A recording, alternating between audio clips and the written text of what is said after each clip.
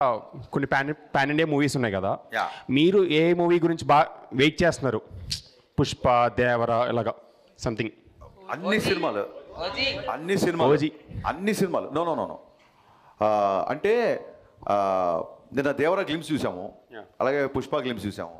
So Bunny నాకు మంచి friend. Tarak గారి గురించి ఆ దేవర గురించి మోర్ వెయిటింగ్, ఎందుకంటే దగ్గరలో రిలీజ్గా ఉంది కాబట్టి. అండ్ ఇంకో విషయం ఏంటంటే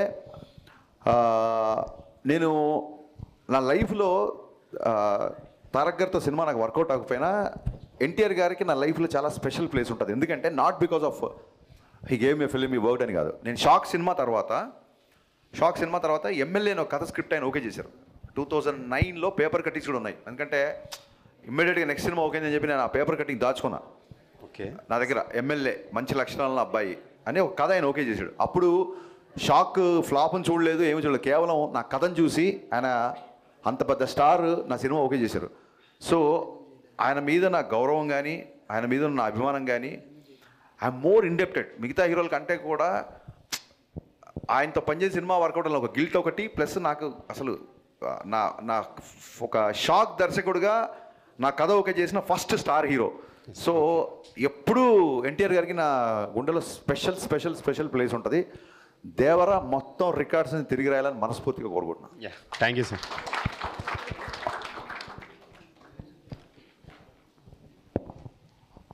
అన్న, మీరు అంటే హరీష్ శంకర్ అన్న అంటే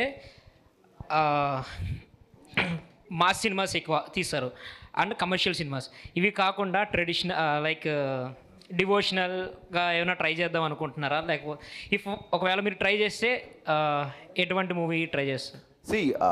ఇప్పుడు నాకు చాలామంది మాస్ డైరెక్టర్ అన్నా సరే, బన్నీ గారు ఎప్పుడు నన్ను యూత్ మాస్ అని పిలుస్తారు. ఒక మాస్ దర్శకుడు సినిమాలో మధురం మధురం అనే ఒక మద్రాష్టకం పే చేసుకున్న ట్యూన్ ఉండదు.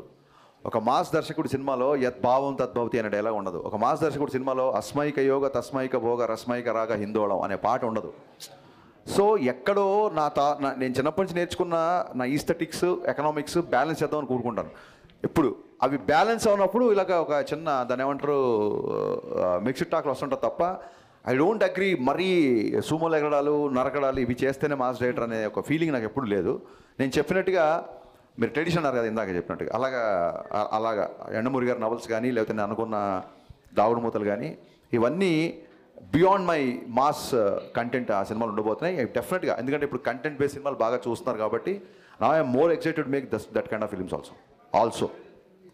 అంటే డివోషనల్ మీద ఏమన్నా? డివోషనల్ కాదు, కేవలం ఒక మతాన్నో ఒక దేవుడిని అని కాకుండా సనాతన ధర్మం అనేది, హిందూ సనాతన ధర్మం అనేది it's nothing to do with religion. Yoga చేస్తున్నప్పుడు ఈ దేవుడిని మొక్కండి, లేకపోతే బొట్టు పెట్టుకోండి, లేకపోతే భస్మం పెట్టుకోండి, లేకపోతే నామాలు పెట్టుకోండి అని చెప్పదు యోగా. యోగా ఏం చెప్తుందంటే ఒక బ్రీతింగ్ గురించి చెప్తుంది. సో అలాగా సనాతన ధర్మం అనేది వే ఆఫ్ లైఫ్, మతాలకు కులాలకు అతీతమైన సనాతన ధర్మం. సో ఆ సనాతన ధర్మం యొక్క ప్రాముఖ్యతని ప్రపంచానికి తెలియజేస్తూ సినిమా చేయాలని మటుకు ఒక బలమైన కోరిక నాకు ఉంది. Okay, thank you. హాయ్ అన్న. మళ్ళీ లేచావు. మీరు మూవీ తీసేటప్పుడు ఇది రైడ్ రీమేక్ అని చెప్పి తీశారు కదా. అవును. అదే చెప్పకపోయి ఉంటే ఇంకా మంచి సక్సెస్ వచ్చేదని చెప్పి మీకు ఏమైనా ఒపీనియన్ ఉందా? నిజంగా మంచి సక్సెస్ వచ్చేదని చెప్తే నేను ఫర్దర్గా ముందు చెప్తే అప్పుడు చెప్పకుండా. బేసిక్గా ఒక సినిమా నచ్చినప్పుడు కథ కూడా చూడండి, అతని పేరు వేసాం. ఒక సినిమా నచ్చినప్పుడు I don't want steal summons. ఇప్పుడు నాకు ఈ సినిమాలో హరీష్ శంకర్ డైలాగ్ బాగా రాస్తాడని మీకు అందరికీ తెలుసు. అయినా సరే అడిషనల్ డైలాగ్స్ అని చెప్పి ఒక ప్రవీణ్ వర్మ పేరు, అలాగే మన గద్దలకొండ గణేష్కి చైతన్య అండ్ మధు అని వాళ్ళ పేర్లు. ఐ డోంట్ లైక్ సమ్మన్ అంటే ఒకవేళ క్రెడిట్ తీసేసుకోవడం నాకు ఇష్టం ఉండదు. ఎందుకంటే నేను గోస్ట్ రైటర్గా పనిచేసి వచ్చినాను కాబట్టి నాకు చాలా చోట్ల నాకు రావాల్సిన క్రెడిట్ నాకు రాలేదు కాబట్టి ఇంకోళ్ళ క్రెడిట్ తీసుకోవడం నాకు ఇష్టం ఉండదు. అందుకే నేను ఓపెన్గా ఈ సినిమా పలానా సినిమా యొక్క రీమేక్ అని చెప్తాం. ఫ్రీమేక్ చేయడం కంటే రీమేక్ చేయడం బెటర్ కదా boss. Okay, all the best for next project అన్న. Thank you so much. Sir, ఇప్పుడు ఒక సినిమాలో క్యారెక్టర్ ఒక హీరోని ఒకసారి కోపాడాలి లేదా ఒకసారి ఏడవాలి సంథింగ్ అలా ఉంటాయి. ఆ క్యారెక్టర్ని ఆ ఏడవాలని మీరు ఎలా ఇన్ఫ్లుయెన్స్ చేస్తారో, ఎలా ప్రిపేర్ చేస్తారో ఆ హీరోని?